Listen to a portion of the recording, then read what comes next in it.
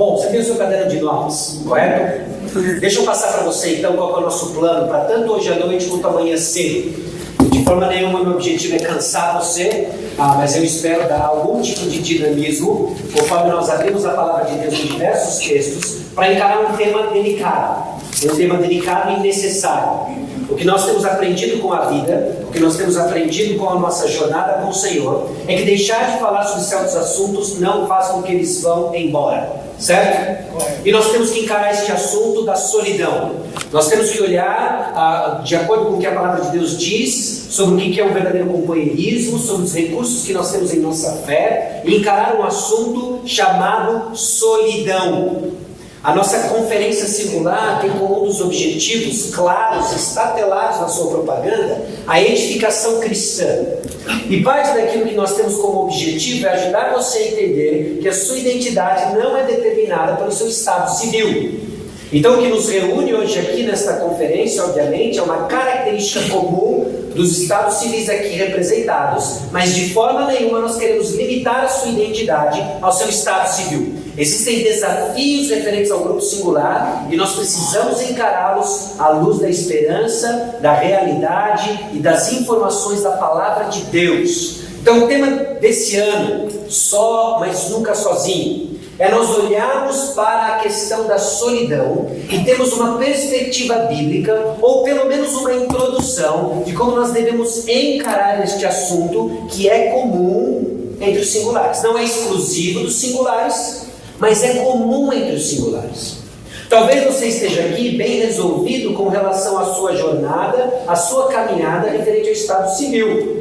Mas pode ser que você ainda tenha alguns lampejos de situações em que você não sabe exatamente como lidar ou como encarar a sua jornada referente ao seu estado civil. Então, o que nós vamos fazer ao longo deste tempo aqui?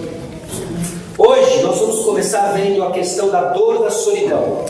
Às vezes nós sentimos dores, nós temos experiências, até parte delas negativas, mas nós não sabemos descrevê-las ou não sabemos pensar sobre as dores que sentimos. É comum, por exemplo, se você vai ao médico se queixando de dor, ele pergunta para você, que tipo de dor? Primeira vez que um médico perguntou isso para mim, que tipo de dor? Dor é dor. Mas parece que tem a dor pontada, a dor que queima, a dor que lateja, e cada tipo de dor indica um procedimento ou um grupo de perguntas que o médico vai fazer a partir daí. Nós precisamos entender o que está por trás da dor da solidão. Você vai ter dificuldade de lidar com o tema só, mas não sozinho, se você não sabe de fato quem é o inimigo, na nossa experiência de solidão. Logo depois dessa palestra, então, nós vamos ter um intervalo, e aí nós voltamos para olhar o Salmo 22 e reconhecer que Jesus ficou só em seu lugar. De que a experiência de solidão que nós precisamos lidar à luz do Evangelho é a solidão resultado do abandono que de forma última e mais profunda e intensa o Senhor Jesus Cristo experimentou. Jesus foi abandonado em nosso lugar, ele experimentou a solidão mais intensa dessa história da humanidade e do universo por amor a nós. Depois nós vamos ter o nosso tempo social, tomar o nosso chá de erva cidreira, café e bolos. Vamos dormir, amanhã nós despertamos, mais coração com ervas, ovos mexidos.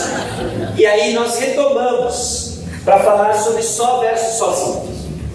Só versus sozinho. Eu não quero estressar necessariamente uma diferença muito brusca entre as duas palavras, mas eu quero ajudar você a entender que existe sim algo circunstancial e existe uma resposta de coração. Existe uma solidão circunstancial e existe uma disposição de viver sozinho como resposta do meu coração e que precisa ser transformada à luz do Evangelho. Só versus sozinho. E aí nós vamos encerrar falando sobre a nossa vida em comunidade. Ontem nós já fomos desafiados, baseado em Colossenses capítulo 3, sobre o que é essa vida em comunidade. E temos construído então uma maneira de pensar a nossa solidão, de pensar quando eu fico sozinho. Então é isso que nós vamos tratar ao longo dessas 4 palestras. Ok? Estamos juntos? Assim, estamos juntos? Excelente. Então vamos lá, a dor da solidão. A dor da solidão. Se nós vamos querer ganhar uma compreensão bíblica sobre o assunto, nós vamos precisar encará-lo biblicamente. Okay? Se nós vamos crescer numa experiência enriquecedora no assunto, nós vamos buscar na palavra de Deus uma descrição do problema que nos aponte para uma solução. Okay? A dor da solidão. A experiência da solidão, conforme nós experimentamos em contextos diferentes, conforme nós interagimos e ouvimos histórias, ela pode ser bem dolorosa. Ela pode ser bem dolorosa. A solidão que nós experimentamos, ela pode ser bem dolorosa. Isso não é apenas uma observação que fazemos em nossas jornadas pessoais, mas conforme nós interagimos com pessoas, e uma experiência que pode ser observada inclusive por aqueles que não têm a mesma fé. Alguns dias atrás, não muito tempo atrás, acho que 1 semana ou 10 dias, eu fui surpreendido com a seguinte notícia. Pesquisadores estão trabalhando numa pílula para a solidão, conforme estudos sugerem que a condição é pior que a obesidade. No sentido do impacto que a obesidade tem no estado de saúde de alguém, a solidão pode ter um impacto ainda pior. E este pequeno artigo fala sobre pesquisas que estão sendo feitas para desenvolver um psicotrópico capaz de anular os efeitos negativos da solidão. Nada mais é do que mais uma tentativa de anestesiar nossos sentidos para um problema que tem crescido. Mas o ponto é, as pessoas têm observado que a solidão é uma experiência dolorosa. Talvez você esteja aqui atraído pelo tema, talvez você esteja aqui atraído pelo hotel, talvez você esteja aqui por razões ainda mais levianas como croissant com elas. Mas nós estamos aqui refletindo sobre uma experiência dolorosa, que é a solidão. Além de ser uma experiência dolorosa, a solidão é uma experiência cada vez mais comum. Também não precisamos de muito tempo para fazer uma simples busca na internet e descobrir que cresce no Brasil o número de pessoas que moram sozinhas. De 2005 a 2015, o número de pessoas que moram sozinhas aumentou de 10,4% para 14,6%. A estatística cresce se nós estamos falando de uma faixa etária acima de 50 anos. A psicóloga entrevistada nessa pequena reportagem, ela começa a lançar talvez algumas percepções sobre a decisão de morar sozinho. As razões, segundo ela, podem ser por conta de buscar uma independência pessoal, no sentido de criar as próprias soluções para os problemas, de criar as próprias demandas, de tomar as próprias decisões, como também pode ser isolamento. Às vezes a pessoa tem conflitos familiares e decide morar sozinha com alguém. A psicóloga ainda fala que é importante analisar o que está por trás do desejo de morar sozinho. Esse desejo é legítimo por quê? Esse desejo é legítimo porque acha que não se encaixa em determinado núcleo de pessoas ou porque deseja ficar só para construir algo de uma independência, de uma conquista pessoal. É a pergunta que ela faz. Talvez esse seja uma ilustração do melhor do que o mundo tem a nos oferecer para explicar e observar o óbvio sobre a solidão. É uma descrição meramente externa, com algumas hipóteses sobre o que nos motiva. Mas, meus irmãos, eu quero encorajar você de que o que nós temos à nossa disposição é uma percepção mais profunda, mais acurada, e que nos aponta para a solidão de uma dor que parece não ter fim.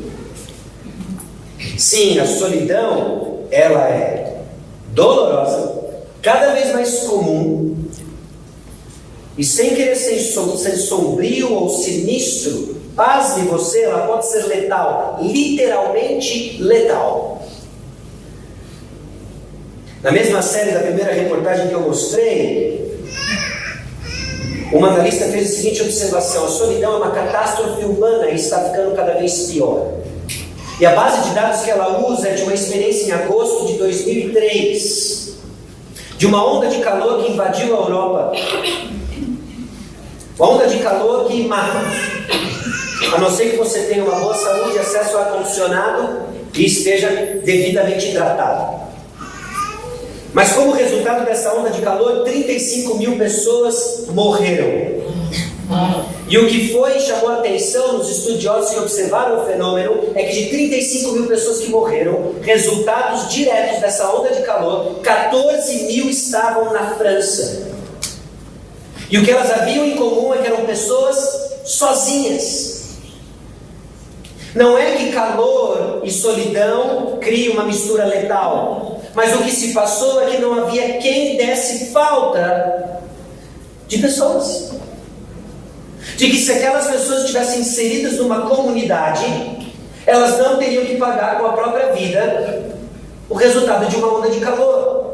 Quanto mais cresce a indisposição de pessoas de viverem inseridas numa comunidade, cresce também os riscos de vivermos vidas independentes, porque nós não fomos criados para autonomia. O que eu estou fazendo, eu entendo que é chover no molhado, porque talvez você já esteja convencido, convencida de que solidão é um problema. Mas o que eu estou mostrando aqui é que a solidão, ela tem as suas nuances, as suas arestas de dor, e cresce. E os malefícios de vivermos isolados uns dos outros. Mas que tipo de dor está por trás da solidão? Nem todo mundo fica ou escolhe ficar sozinho pelas mesmas razões. Num grupo tão grande como esse, eu imagino que a quantidade de histórias aqui representadas, que culminaram no só, podem ter sim muitas experiências positivas, alegres, muitos prosperando em sua vida espiritual, louvado seja o Senhor, mas de alguns momentos obscuros. Porque parte da experiência de estar só tem a ver com sonhos frustrados. Sonhos frustrados. Eu já deveria ter me casado nessa altura. Conforme nós conversamos e interagimos com pessoas que, em função da sua solidão, da sua circunstância de estar só, oram ao Senhor, se perguntam, a essa altura do campeonato, eu deveria estar casado, eu deveria estar casada. São expectativas prolongadas. Provérbios reconhece isso em Provérbios 13:12, quando diz: a esperança que se adia faz adoecer o coração, mas o desejo cumprido é a árvore de vida. Tem algo sobre desejos cumpridos que nos dão um impulso de energia. Provérbios 13:12. E Provérbios reconhece na sua observação externa do mundo criado por Deus, de que a esperança que se adia faz adoecer o coração. Então pode ser o que descreve a sua experiência dolorosa de solidão, são sonhos frustrados. Nós precisamos olhar para isso e encarar biblicamente. E o que é desafiador no nosso contexto é que nós não temos interruptores para mudar as circunstâncias, mas nós podemos aprender a crescer nelas. Talvez você esteja aqui experimentando a solidão por vidas interrompidas. Não era para acabar tão cedo. Seja por meio de uma viuvez repentina, seja por meio de um divórcio não desejado, são as expectativas interrompidas. É um tipo de solidão. Ou esperanças secas.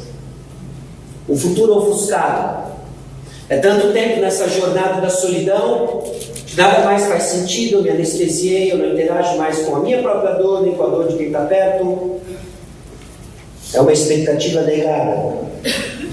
E todas essas experiências lidam com a questão de expectativas e um planejamento para a vida. Talvez o que você tem hoje eu não sonhei isso, eu não me planejei para isso. Mas é nessas circunstâncias que nós nos encontramos. E agora é o momento de olharmos para o Senhor e nos perguntarmos como nós lidamos com a experiência da solidão. Como que eu posso dizer só, mas não sozinho? E é impressionante como a palavra de Deus nos dá lentes para irmos muito mais além e profundo do que a experiência do que aquela psicóloga fez sobre como tem crescido os números de pessoas morando sozinhas no Brasil, ou a simples observação de que algumas pessoas, por não terem quem acudir, faleceram depois de uma onda de calor. Nós temos algo muito mais profundo e satisfatório, meus irmãos. Nós precisamos enxergar certo, então, a experiência da solidão. Precisamos de lentes diferentes para enxergar a situação. Nós não olhamos para nossas circunstâncias como o mundo enxerga as nossas circunstâncias. Nós não olhamos para o mundo como o mundo enxerga as perguntas que nós não temos respostas até hoje. Por exemplo, quem pode dizer o que está certo ou errado? O mundo hoje bate cabeça, porque não tem um padrão, não tem uma referência de autoridade. O mundo não sabe em quem acreditar. Nós nunca tivemos tanto acesso à informação e nunca estivemos tão desorientados como hoje. Essa pergunta é importante. Se você vai olhar para a sua experiência dolorosa, se você vai olhar para a sua experiência talvez já absorvida e você está prosperando espiritualmente, amém, glória a Deus por isso, mas se você vai olhar para qualquer estágio da sua vida, da sua experiência, você vai precisar de uma autoridade que vai dizer o que é certo e o que é errado. Simplesmente a maneira como o universo opera.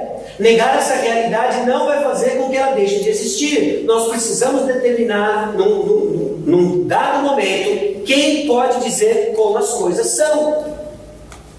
Porque isso é fundamental para você crescer nas circunstâncias onde o Senhor lhe colocou. Para você discernir o que são suas circunstâncias e discernir o que é uma resposta de coração que o Senhor quer transformar. Quem pode dizer o que está certo ou errado? E essa pergunta lida com a questão de autoridade. Nós precisamos definir quem terá autoridade para dizer algo sobre nossa experiência. Qual é a condição normal? Porque parte, talvez, da sua expectativa frustrada é uma inadequação a uma definição de normalidade que você tem. Talvez exposta, sonhada, mas você esperou alguma coisa, algo que seria normal, que normalmente aconteceria, não aconteceu. A gente precisa também perguntar o que é a condição normal. Que pode ser, inclusive, que parte dos nossos sonhos não tenham sido fundamentados em promessas de Deus. Então, mais uma vez, se trata de olharmos para aquilo que a palavra de Deus informa sobre quem eu sou, as minhas circunstâncias, para daí sim dizer o que é o problema. O que é o problema? E note, não é simplesmente um jogo de palavras que nós colocamos no periciano só, mas não sozinho, mas de fazer pensar de que você pode estar num determinado estado civil e suficiente no Senhor, prosperando espiritualmente. Você pode estar no mesmo estado civil e definhando espiritualmente. Só, mas não sozinho. E aí, qual é a solução então para essa dor da solidão? Então nós vamos trabalhar nessa primeira hora juntos aqui, ou que nos resta dela, respondendo essas 4 perguntas e montando para nós lentes para enxergarmos a realidade ao nosso redor. Eu espero ajudar você a encarar não só a questão de estar só, mas toda e qualquer circunstância da sua vida, sabendo quem pode dizer o que é certo e errado, qual é a condição de normalidade, então poder determinar qual é o problema e aí sim correr para a solução. Não de uma forma simplista, mas sim de uma forma simples. Porque a forma simples que o Evangelho é apresentado para nós, em que uma criança pode entender, resolve as maiores complexidades das nossas crises existenciais. A riqueza da cruz. Então vamos lá. Autoridade. Quem pode dizer como as coisas são? Se iremos analisar a experiência da solidão, nossa fonte de conhecimento precisa ser segura e ajustada. A sua fonte de conhecimento ela impõe. É aquilo que alguns estudiosos chamam de, por exemplo, epistemologia, não é? Que nada mais é do que uma palavra difícil para responder a seguinte pergunta: como você sabe o que você sabe? Como que você sabe o que você sabe? Talvez você saiba o que você sabe porque você se informa nas redes sociais. É um terreno nebuloso. Talvez você saiba o que você sabe por causa do programa Encontros com Fátima Bernardes. E ela faz uma seleção de cada característica, cada personagem intrigante. Talvez você saiba o que você sabe porque você assiste todo dia Jornal Nacional. Talvez você saiba que você sabe porque você gosta de ir à biblioteca municipal, ou gosta de fazer pesquisas na internet, você lê vários livros e faz visitas constantes a livrarias. Talvez você saiba que você sabe porque você tem uma ampla experiência de vida. Essas são algumas das fontes comuns que nós estabelecemos como fonte de verdade. Talvez a ciência, a minha razão, religião, experiências observadas, os contos da avó, passados de gerações a gerações. São fontes de conhecimento. De forma nenhuma eu estou aqui atacando cada uma delas, talvez elas tenham um papel na formação do nosso conhecimento.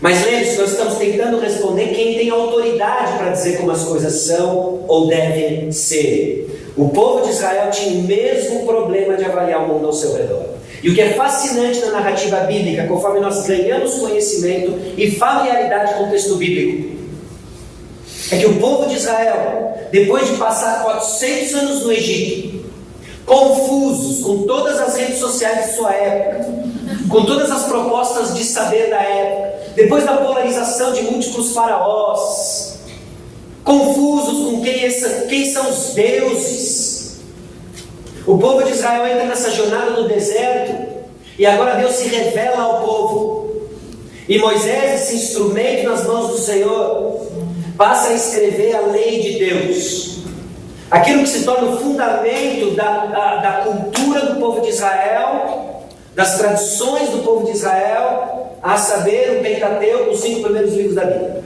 Gênesis, Êxodo, Levítico, Números e Deuteronômio. E de cara, nós reconhecemos aquilo que a palavra de Deus diz acerca de si mesmo. A palavra de Deus clama para si atributos importantes, que vai fazer muito bem para mim, vai fazer muito bem para você ouvir o que ela é capaz de fazer. Por exemplo, a lei do Senhor é perfeita e restaura a alma. O testemunho do Senhor é fiel e dá sabedoria aos simples.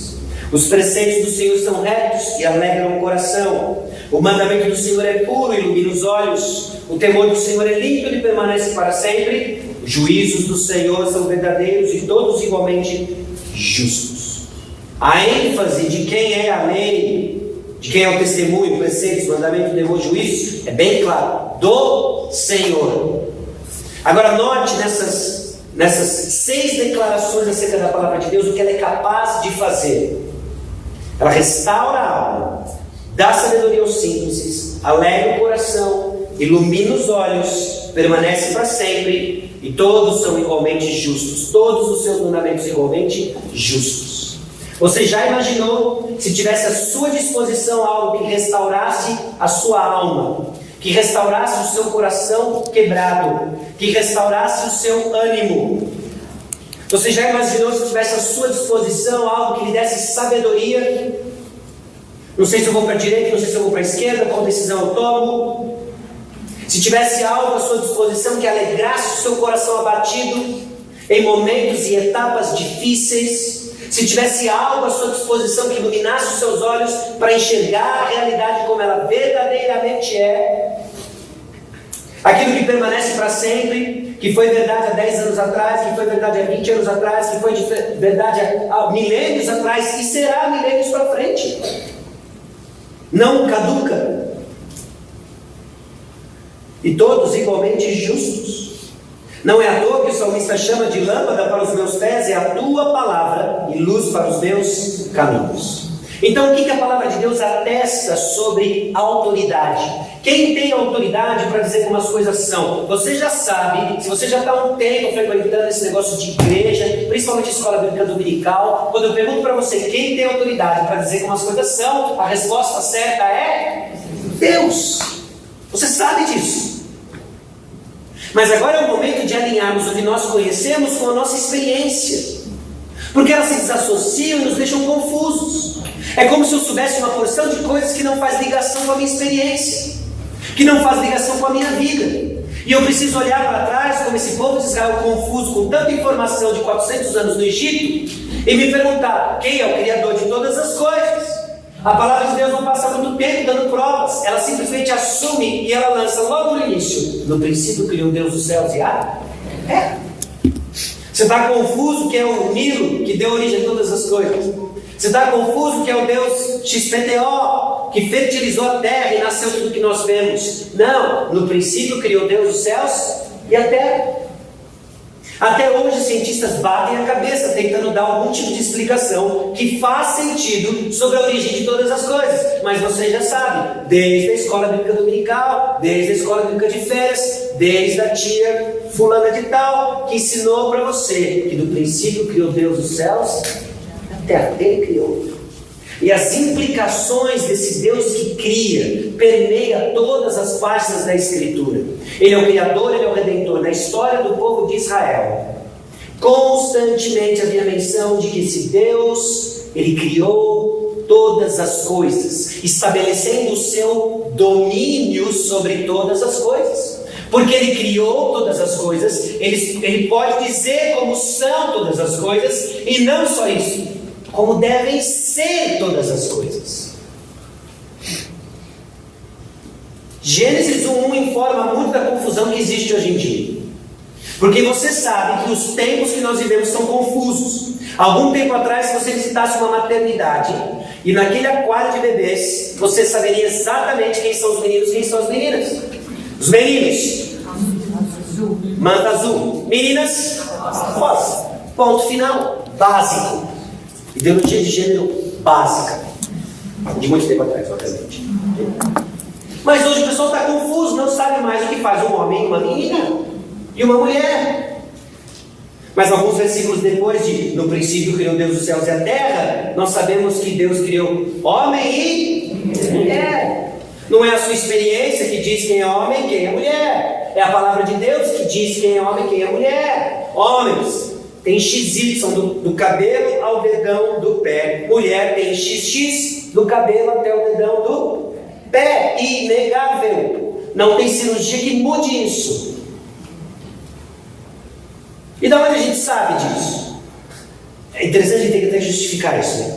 Mas a minha fonte do conhecimento, a sua fonte do conhecimento é a revelação. No princípio criou Deus os céus e a terra. Então ele diz como as coisas são. Ele diz como as coisas devem ser. Salmo 124, no versículo 8. O nosso socorro está em o nome do Senhor, Criador do céu e da terra. A referência desse Deus Criador é associada ao socorro que Ele presta e é presente. Então quem pode dizer como as coisas são? Apenas Deus pode dizer como as coisas são, pois Ele é o Criador de tudo o que existe. Como Criador de todas as coisas, Deus não apenas diz como as coisas são, mas também como as coisas devem ser. Sua autoridade é exercida sobre a criação, onde Deus tem total domínio nas ordens naturais e nas ordens relacionais. Porque Deus não criou apenas aquilo que nós vemos de matéria, mas Ele criou os relacionamentos das coisas como o universo opera. Ele criou todas as coisas. Então Ele diz como as coisas devem ser. Respondemos a primeira pergunta. Talvez de uma forma simples, não sei se é suficiente para você, mas quem pode dizer como as coisas são? Deus. Deus tem autoridade.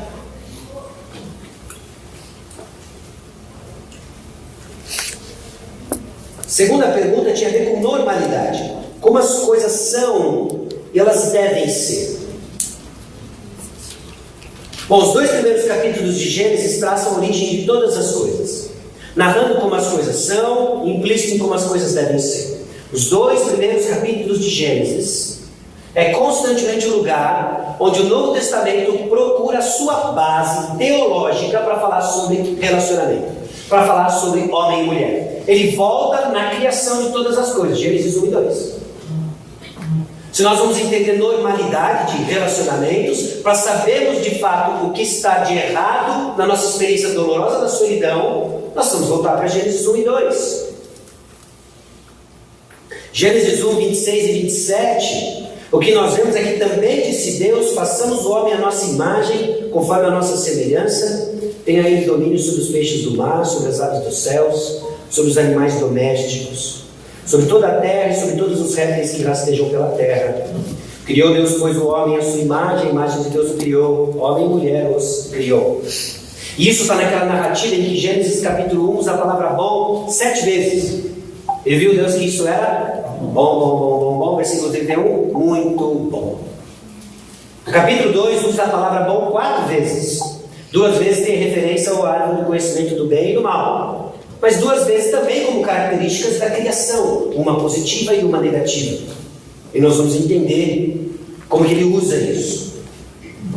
Então esse Deus está criando, parece que Deus está criando, eu quero que você me acompanhe nisso, num modelo de representação.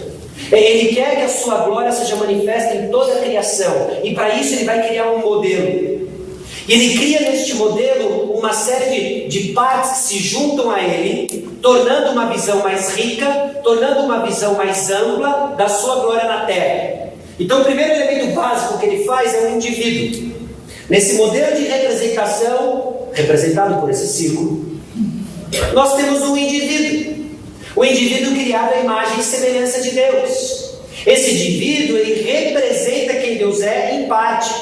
Porque se você conseguir observar, e eu sei que vai ser falha na ilustração em alguns aspectos, há muito espaço para representar quem Deus é em sua totalidade.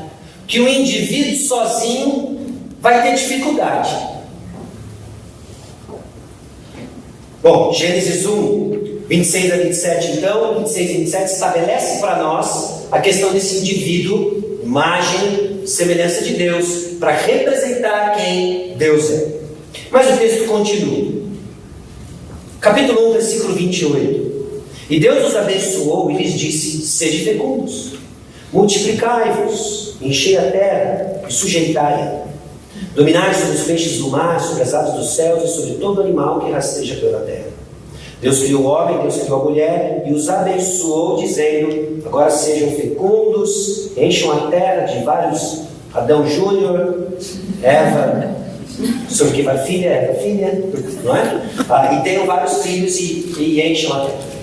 Lembra, Deus está criando este modelo de representação, Ele quer encher a terra com a sua glória, Ele cria o indivíduo representa, ele tem um aspecto da imagem e semelhança inerente a quem Ele é, ligado a quem Ele é, e agora Ele vê homem e mulher, sede fecundos e encham a terra.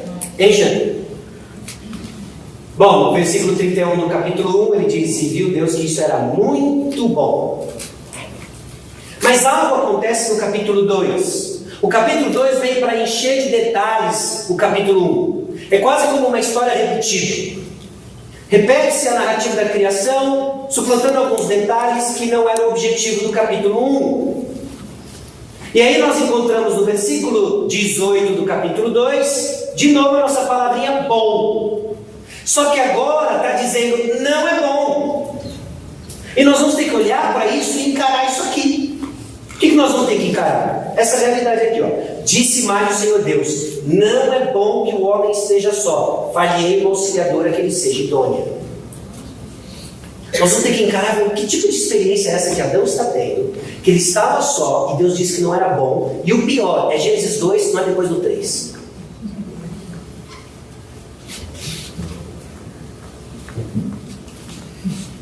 Não sei, vamos ter que pensar junto aqui. Eu quero propor para você algumas coisas, porque eu tenho dificuldade de entender de que Adão estava insatisfeito, de que Deus não era suficiente para ele, e que agora ele ligou um sertanejo universitário, e ele começou a jogar pedras num dos rios do jardim. Essa vida não tem sentido. Ó, vai mais céu, aquela musiquinha de fossa, e ele está mal. E aí Deus olha para Adão e fala: não é bom que ele fique assim. E sertanejo universitário não irá consolá-lo. E aí a solução de Deus então é fazer para ele uma mulher, uma auxiliadora. Ok? Sabe que isso está acontecendo? E parte de mim resiste isso porque, calma aí, nós estamos falando de Gênesis 2, nós estamos falando de uma perfeita harmonia que existia entre Adão e o seu Criador, nós estamos falando de uma experiência plena dessa comunhão, Deus e o homem. Não pode ser isso. E eu quero propor para você de que não era bom que o homem estivesse só, porque no cumprimento do seu papel de ser esse representante, Havia algo que lhe daria uma expansão, vamos colocar dessa forma, do seu propósito de representar quem Deus é.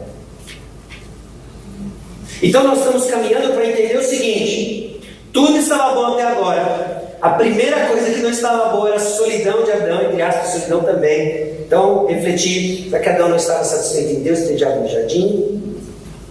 Adão teria a capacidade de desfrutar de Deus sozinho. Bom, o que eu quero propor para você? Nós temos aí o nosso modelo de representação. E para representar quem Deus é e encher a terra com a sua glória, Ele cria um indivíduo.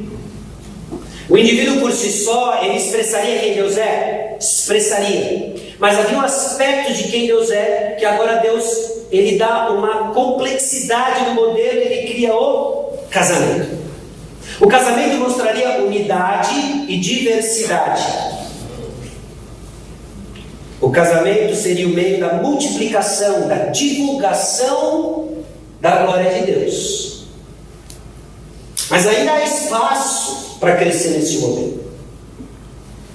E o que é bacana de quando a gente pensa dessa forma, eu não sei se exatamente este gráfico 2D consegue transmitir isso para você. Um indivíduo representa quem Deus é, sim ou não? Sim. O casamento representa quem Deus é, sim ou não? Sim. O casamento representa quem Deus é em aspectos diferentes de um indivíduo sozinho? Sim. Mas você percebe que ambos representam quem Deus é. Isso é importante você entender, assim como também é importante afirmarmos para que serve o casamento. Bom, vamos caminhar. Qual que é o problema então? O problema é que Gênesis 1 conta como as coisas foram criadas e Gênesis 3 narra como o pecado distorce todas as coisas. Os propósitos para quais as coisas foram criadas está escrito em Gênesis 1 e 2, e Gênesis capítulo 3 descreve como o pecado distorce todas as coisas. Em Gênesis capítulo 3 nós vemos então que o homem é incapaz de representar Deus. Ele não quer representar Deus. Ele quer ser como Deus. A proposta satânica para Eva é porque Deus sabe que no dia em que dele comer se vos abrirão os olhos e como Deus sereis conhecedores do bem e do mal. Eva então não quer representar Deus, ela quer ser como Deus. Então o homem torna-se incapaz de representar Deus por completo.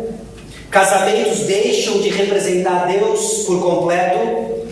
E o que nós vemos agora no nosso modelinho é que existe um enorme espaço que mostra a incapacidade do homem de refletir a imagem de Deus. Ele ainda carrega a imagem de Deus, mas isso agora é distorcido, tanto no nível do indivíduo quanto no nível do casamento. A partir então da distorção do pecado, nós passamos a buscar o fim das coisas sem entender para que elas foram criadas. Nós buscamos o prazer simplesmente de degustar um bom quindim no hotel, sem entender a razão pela qual Deus nos deu a capacidade de desfrutar de um bom quindim no hotel. Já parou para pensar que Deus nos deu a capacidade de desfrutar de um bom quindim no hotel? Okay? Talvez para responder essa pergunta você vai ter que lembrar da última vez que você ficou gripado ou gripada. Você lembra? Deu. E aí você ia comer. Era uma experiência incrível, né? Quindim tem o mesmo gosto do arroz. Muda a consistência. Péssima experiência. Não dá fome. Nariz entupido.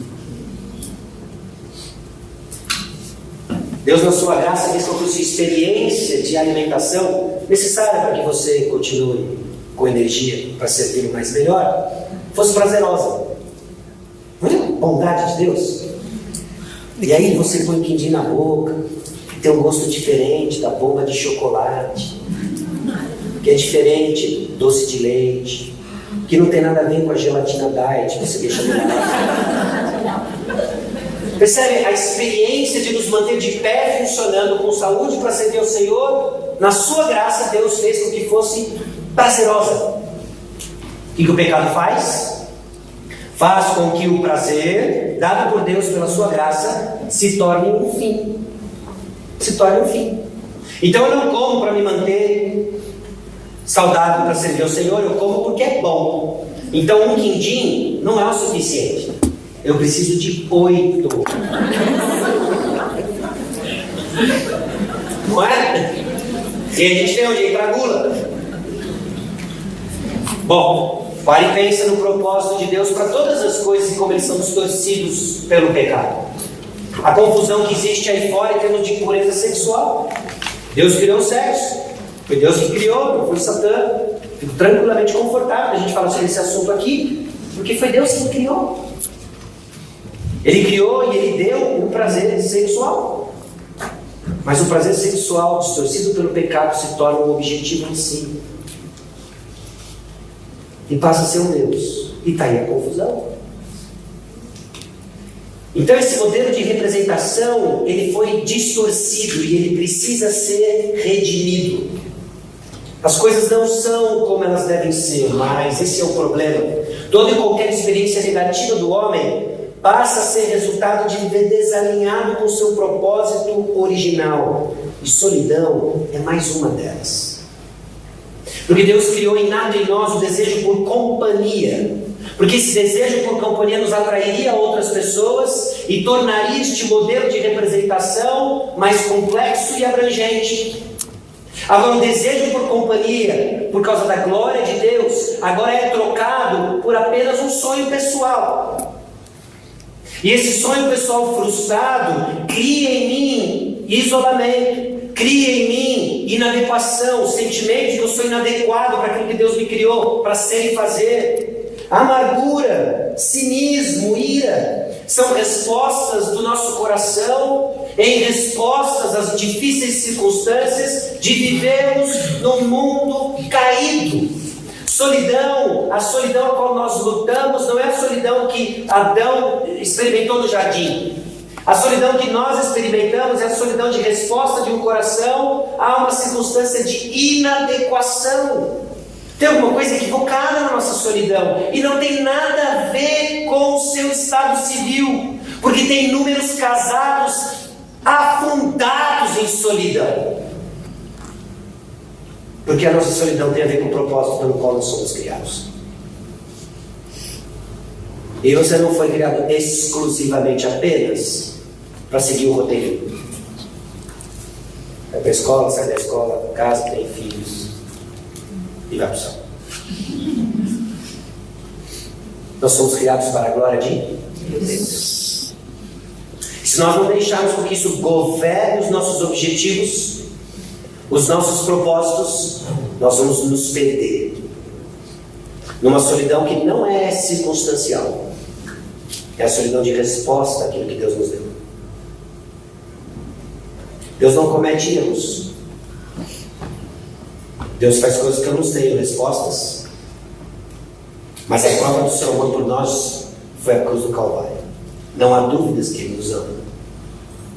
Não há como duvidar do amor de Deus, que grita da cruz do Calvário, nossa pecaminosidade e o quanto Ele nos ama. Então, o que se passa no nosso modelo? Nós temos essa incapacidade de refletir a imagem de Deus. Fomos incapazes de representar Deus. Casamentos hoje por si só não representam a Deus. O povo de Israel falhou em representar Deus. Aí entra, meus irmãos, a nossa solução, que não está em nós, está no indivíduo, está naquele que foi o indivíduo perfeito de representar perfeitamente o Deus invisível, Jesus Cristo, o indivíduo perfeito. Em João 14,6 disse-lhe Jesus: Filipe, há tanto tempo estou convosco e não me tens conhecido? Quem me vê a mim vê o Pai. Como dizes tu, mostra-nos o Pai. Ele é perfeito. Hebreus 1:1-4 diz que na expressão exata do ser de Deus, Ele veio, não veio apenas para ser o sacrifício perfeito, mas Ele veio para viver a vida que eu e você não conseguimos. Ele veio para pagar o preço alto de resgate da noiva, porque o meu casamento não é capaz de representar perfeitamente o casamento de Deus e a igreja. Então quem veio? O noivo perfeito, o indivíduo perfeito, para redimir a sua igreja. Agora o que nós olhamos aqui é que este indivíduo perfeito, capaz de representar perfeitamente a Deus, veio buscar a sua noiva, a qual ele está redimindo, e que um dia, perfeita em glória, vai, na complexidade deste modelo Cristo e Igreja, expressar diversidade e unidade. De que o casamento na terra apenas aponta para uma realidade a qual todos nós estamos incluídos: Cristo e a igreja. E não só isso, redimindo um povo, nação santa, reino de sacerdotes, para aí sim a sua igreja representar perfeitamente o Deus invisível. E aí eu olho para isso e pergunto: o indivíduo perfeito representa Deus? Sim. O casamento perfeito representa Deus? Sim. E a igreja perfeita representa Deus? Sim. De qual nós fazemos parte? Em Cristo, do indivíduo perfeito, por Cristo no casamento e na esperança de Cristo na igreja. De que a nossa solidão nada mais é do que o grito da nossa alma, de inadequação ao propósito que Deus criou cada um de nós, meus irmãos, na circunstância que cada um de nós nos encontramos, de representar visivelmente o Deus invisível para a glória dele. Agora ele nos colocou em circunstâncias diferentes. Alguns com uma história de vida de solteiro, sempre solteiro. Alguns com uma história de vida marcada pelo divórcio. Alguns com uma história de vida marcada pela viuvez. Mas seja onde for, Deus está orquestrando a sua história, a sua jornada, com um único propósito. Seja você no ciclo central, no ciclo de fora, no ciclo, em qualquer lugar, para representar a Deus. E isso você é completamente capaz de fazer. Só na sua circunstância, mas não sozinho, na igreja do Senhor Jesus Cristo. Agora a gente consegue entender melhor qual é o problema, então. Agora eu consigo entender melhor e distinguir circunstâncias versus resposta do meu coração e chamado de Deus para aquilo que Ele tem para você. Agora eu preciso, porque o Evangelho entrou e mudou a minha história, pensar diferente. Isso, portanto, digo e no Senhor testifico, que não mais andeis como também andam os gentios, na vaidade dos seus próprios pensamentos, obscurecidos de entendimento, alheios à vida de Deus, por causa da ignorância em que vivem, pela dureza do seu coração.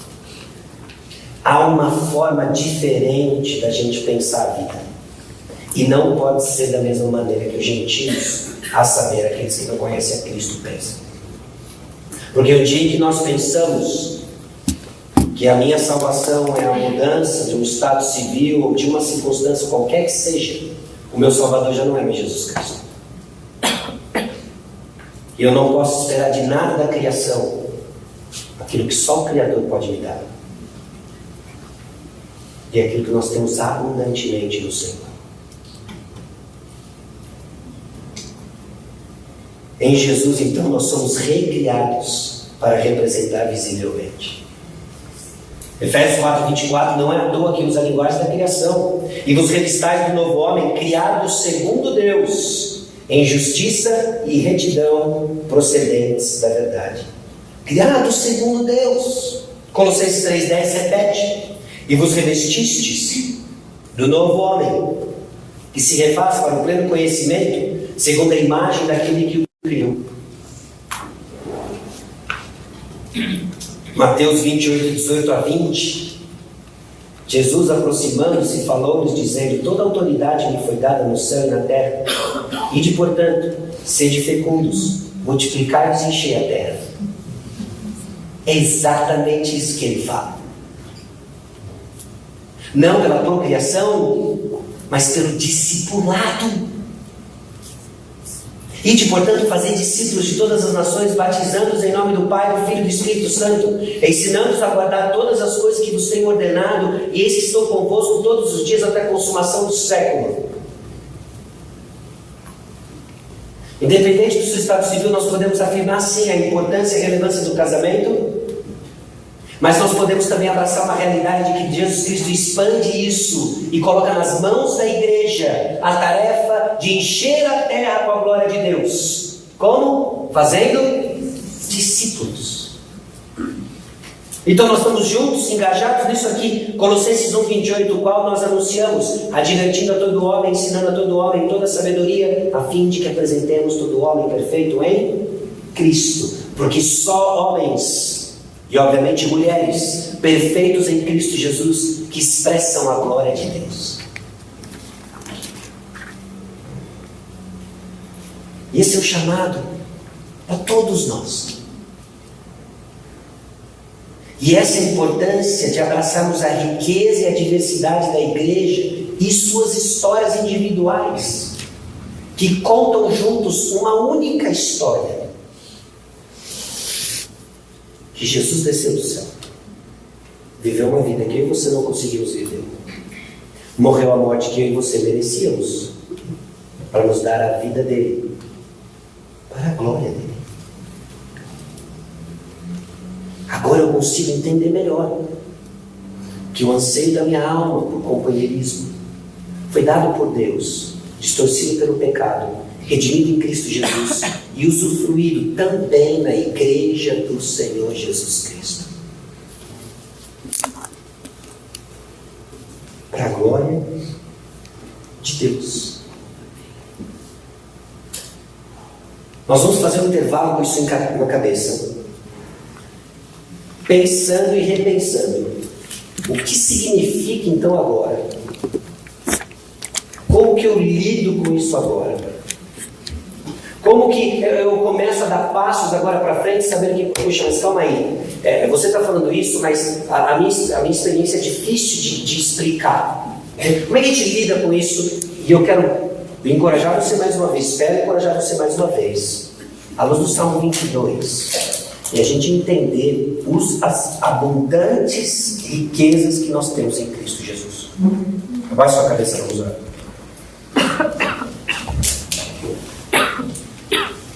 Senhor, nosso Deus e Pai, chegamos diante do Senhor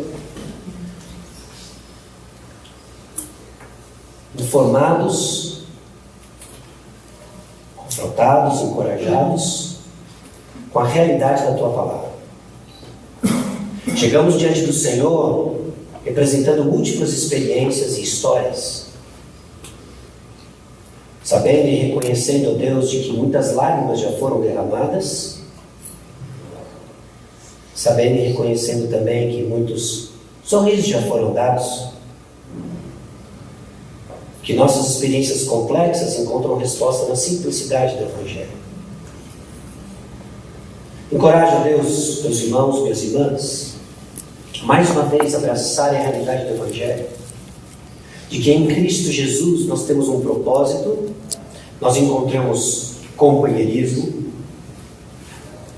ainda que não perfeito como todo e qualquer relacionamento humano desse lado do sol, mas ansiando pelo dia em que de fato desfrutaremos de uma companhia que não vai ter um pingo de solidão nela, porque veremos como o Senhor é. Então ajuda-nos, ó Deus, a abraçar essas realidades e a responsabilidade que o Senhor nos deu dentro do povo de Deus. E é no nome de Jesus que nós oramos. Amém.